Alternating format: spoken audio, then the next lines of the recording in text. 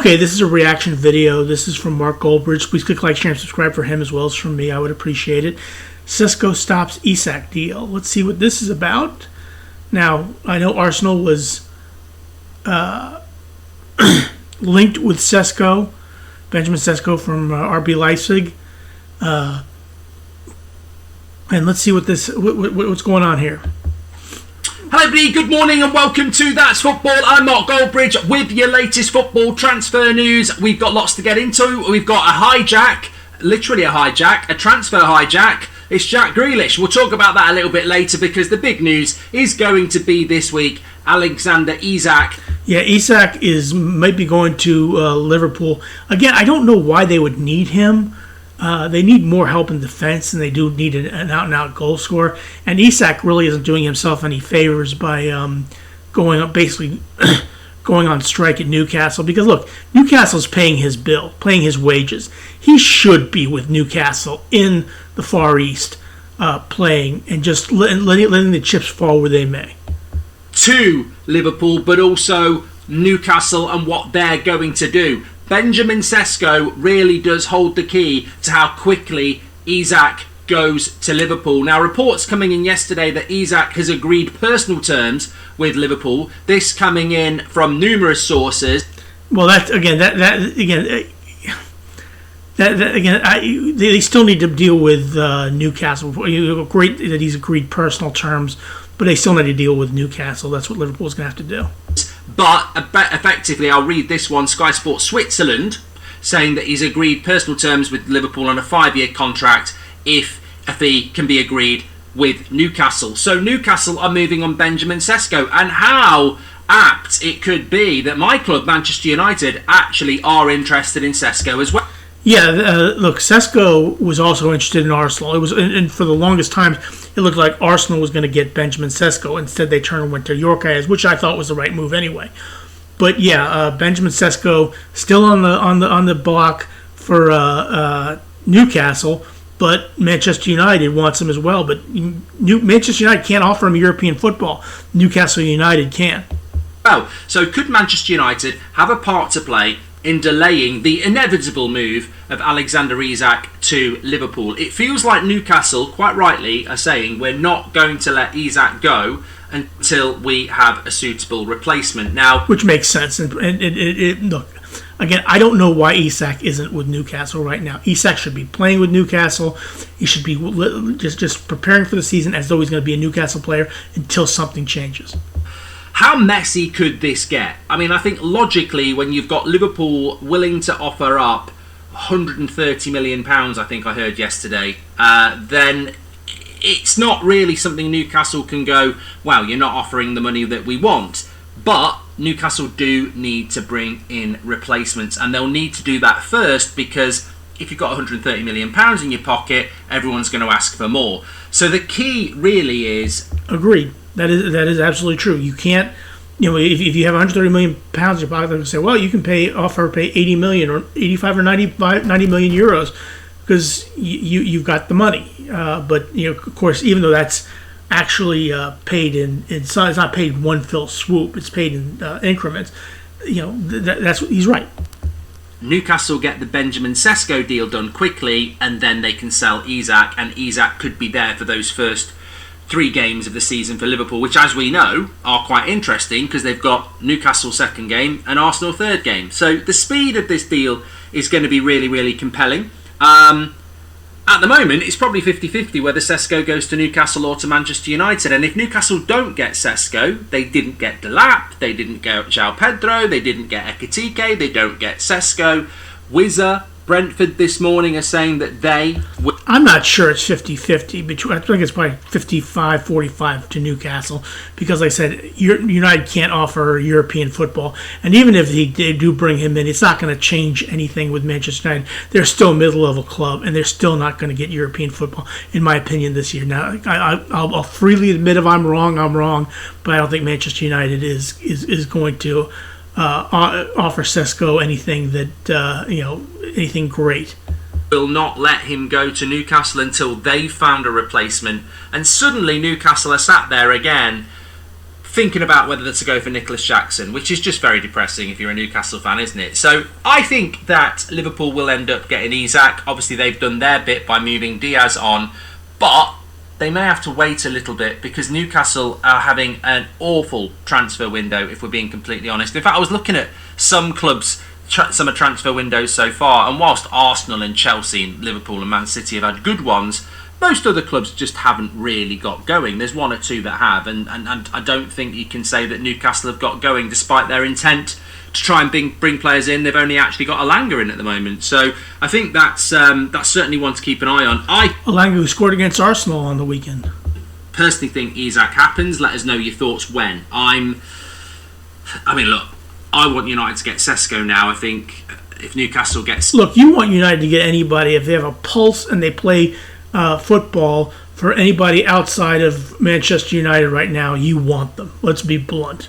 SESKO done quickly, then that will lead to Isak potentially by the end of the week. It could happen that quickly. So I think SESKO is the key. And again, Manchester United and Liverpool may not be able to compete on the pitch, but there is a bit of competition now going on around this, and I'm sure every Liverpool fan is hoping that Newcastle seal the deal for SESKO.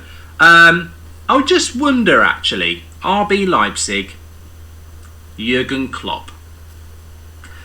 Yeah, I just wonder, he's involved in the Red Bull group, isn't he? He obviously loves Liverpool, so let's just see what happens here. Because look, I don't think Jurgen Klopp is going to do anything, for Liverpool. Look, I get he's Liverpool, but he's now with your RB Leipzig. I could be wrong, but I don't think he's going to do anything like that, and I don't think he's going to stick his nose in it. Ultimately, it comes down to what the player wants as well, but it could get interesting. Who knows where Newcastle go if they don't get SESKO, by the way. I don't think this impacts when Isak signs for Liverpool. Well, I do. I think it impacts when he signs, not if he signs. Let us know your thoughts on that. Also, we've got... somebody said yesterday, you only ever talk about deals involving the top six. You're wrong. Let's talk about Chelsea. No, let me talk about this quickly. I just think this is the sort of thing that's a nice little conversation on That's Football. So Everton are interested in signing Jack Grealish. Now, I saw Everton play against Bournemouth, and they really didn't look very good, but it was still pre-season, so it's still early. And I don't know how seriously you should take those matches with the preseason tour. I mean, like I said, Arsenal really didn't look decent, but didn't look great against Newcastle. They looked better than Newcastle, but still nothing that I was going to sit here and say, wow, this is absolutely outstanding. But on loan, but face competition from West Ham and Napoli. This is coming in from iPaper. Obviously, he is not needed at Manchester City anymore, and it's funny because I think every career mode I've ever done, Jack Grealish ends up at Everton. FIFA, EAFC, he always ends up at Everton, and there's an inevitability about him ending up at someone like Everton, because whatever you think about the Manchester City deal, and look, there was times where I thought Grealish should have been in an England team. When he was at Villa, I thought he was fantastic, but look, Grealish has become surplus to requirements at Manchester City, and look, he had a great during the treble year. He was fantastic, but he really fell off, and now it's time to move on from Manchester City, and we'll see where he goes. Now, I understand West Ham wants him as well, but it would be interesting if he went to Everton. I think it would be a good move for him to go to Everton. Let's be blunt about Jack Grealish. He's a very talented player, but there's something just not quite right in relation to him. He likes to party too much. That's what his problem is. Achieving his full potential in football, and he would probably say up yours. Look at my, trophy cabinet. Look at my bank balance, and that is a win if that's what you're all about. In which case, I'm surprised he's not going to Saudi. But he may still end up in Saudi. I half think that Everton might be an interesting move for him, or a West Ham, somewhere where he can go and express himself in a team where the pressure and quality around him is a little bit less.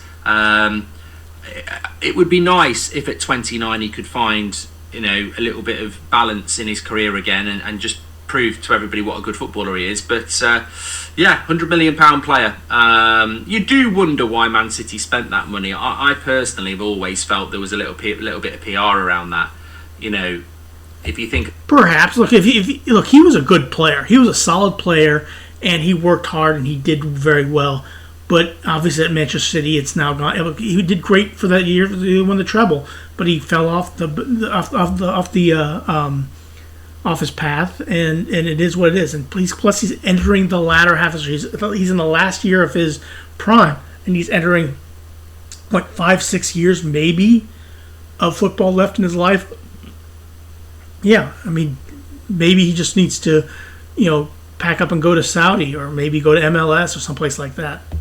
About him walking on with the beers and stuff like that. It was almost like Man City have this issue with PR and interest, and you bring someone like Jack Grealish in and it puts a bit of off-field interest on the club. I don't know whether that worked or it backfired, but I mean, as a player across his whole time at Man City, he's probably had 6 months that were decent, hasn't he? Let's be honest.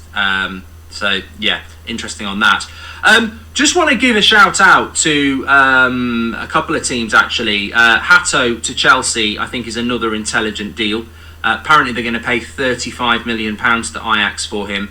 The volume. I think Arsenal, Chelsea, and Liverpool are now exceeding what Man City have done in the window. I know. Yeah, I would agree. And of course, if Arsenal gets Eze, that would really push it over the bounce. Even Rodrigo, if you would get Rodrigo as well. Man City have done some business, but the volume of players coming in, it's just incredible. Hato's again another career mode sort of legend. He's been around for a while, even though he's only 19. So very interesting signing by Chelsea there, certainly. And I want to shout out Forest. I saw it yesterday with Fabrizio Romano, Ndoi going to them. I quite liked him in the Euros. And I think that... Also, Gibbs White snuffing Tottenham and signing a new deal with Forest. That was a good move by him, and as well as for Forest. They were able to keep one of their better players. And look, I'm not a Tottenham supporter by any stretch of the imagination what I'm wearing here, but yeah, that was poor by Spurs losing out on Gibbs White after they paid his release clause and ended up with nothing. I can't remember what they're paying for him. I think it's about 40 million quid. Coming in from Bologna, 24, Swiss winger. That's where we saw him in the Euros. It is a here we go, and I think it's an interesting signing for them. And I know that there's been some disappointment around losing Gibbs White, but they haven't lost Gibbs White, of course, and there's been some disappointment around losing Alanga. But Ndoi could be a really good replacement for him. And then they've got those two Brazilian lads. I think they're both from Botafogo. Cunha, who is a young centre-back, and Jesus is the striker, who I was quite impressed with in the Club World Cup. So they've brought in a striker, a centre-back, and a... Look, well, Nottingham Forest has done pretty well. They've done well to solidify themselves in the Premier League. They're no longer a yo-yo club, and I think they're doing good business. I have to agree with them there. And a winger now. If they retain everybody, which I think they pretty much have, Alanga's gone, Danilo's gone. I think that it's they could be looking at another half decent season, really. Yeah. I'm quite impressed with that, and also got to shout out Sunderland, who bring in Granit Xhaka from Arsenal. I mean, he went to Bayer Leverkusen, won the league there, finished second place, and now I think they're going to bring Granit Xhaka back. Well, Granit Xhaka was a fantastic servant for Arsenal. In fact, I got a picture of him on my phone. I don't have it right now, but I have a picture of myself with him in 2016 in Los Angeles. When I got a picture with a bunch of Arsenal players and some Leicester City players. Even got a picture with Claudio Ranieri as well, and Peter Cech, but yeah, I think we're getting Granit Xhaka is a fantastic move for Sunderland. This is what he's talking about. And in Xhaka, the spending that they've made is going to be. I mean, are we getting to a point now where we're starting to think that maybe the top three promoted sides aren't the bottom three Premier League sides this season? I think the past 2 seasons, the top 3 promoted sides from the Championship all went back down, and so it's going to be interesting to see if one of those two can break through. And Sunderland will get Xhaka is a good pickup by Sunderland, to be fair. It's quite interesting. I mean, I'm looking at the Sunderland signings again. Diarra's cost them 31 million euros. Adingra from Brighton, 24 million euros. Now, I remember when Fulham was a yo-yo club and they bought a bunch of players in and paid high prices, but they still went down. Then they came back up again, and then they didn't do as much, and they kept who they had, and maybe made some signings that were good for what the club need, instead of just buying a bunch of big name players, and it kept them up, and they stayed up. And so yeah, this is a good move by Sunderland. Lefebvre, many hipsters will know about him. 20 million euros from Roma. Taibbi's a winger from Club Brugge, 20 million euros. Siddiqui is 17 million euros, a centre midfielder. And now they've got Granit Xhaka for a bit of experience, which is what I think you need to stay up. So Sunderland at the moment could be quite an interesting prospect to stay up. Let me know your thoughts on that. Make sure you subscribe to the channel. Make sure you get your comments in. Smash a like. We'll speak. We'll react to anything big that happens. But yeah, I think SESKO Newcastle is the deal this week. Yeah, I think, now Manchester United, like I said, they may go in this, but I don't think Manchester United is going to get him because they can't offer him European football like Newcastle can. But anyway, please click like, share, and subscribe for Mark Goldberg as well as from me. Please have a good rest of your day. Thanks for watching.